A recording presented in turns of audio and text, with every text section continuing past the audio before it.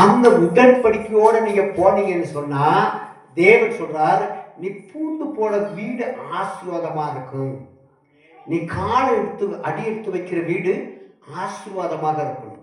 நம்ம பிள்ளைங்க போச்சு அப்படின்னா ஆசீர்வாதமாக இருக்கணும். ரொம்ப ஆசீர்வாதம் இல்லாம நம்ம போயிடக்கூடாது.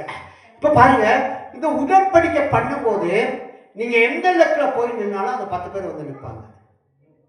உடன்படிக்கையில் உடன்படிக்கை இல்லாத இடத்துல யார் நிற்பா? ஒருத்தர் நிற்க மாட்டாங்க. அந்த உடன்படிக்கை பண்ணும்போது போட்டோ எடுத்துக்குவாங்க. புரியுதா?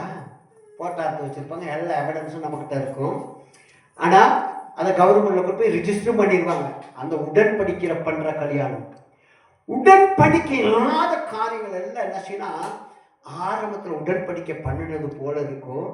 போக போக போக உடன்படிக்கை என்ன செய்யும், பிரிந்து போய்விடும். ஆமென். சோதரம் எத்தனை குடும்பம் உடன்படிக்கை பண்ணி ஆண்டவருடைய சித்தத்தோட கட்டினதை பிரிஞ்சு கிடக்குன்னு பார்த்தீங்களா? அப்ப நம்ம வாழ்க்கையில தேவனிடத்துல கேட்க வேண்டிய ஒரே காரியம், இந்த வசனத்தை நீங்க படிக்கணும். வசனத்தை வீட்டில் போய் படிச்சு பாருங்க.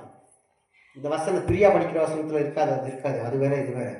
அப்ப என்னன்னா, ஒரு உடன்படிக்கை நம்ம வாழ்க்கையில் என்ன செய்யணும், கழுவப்பட வேண்டும். ஒரு உடன்படிக்கை இல்லை அப்படின்னு சொன்னா நீங்களும் நானும் வேதனைப்பட்டுத்தான் ஆக வேண்டும்.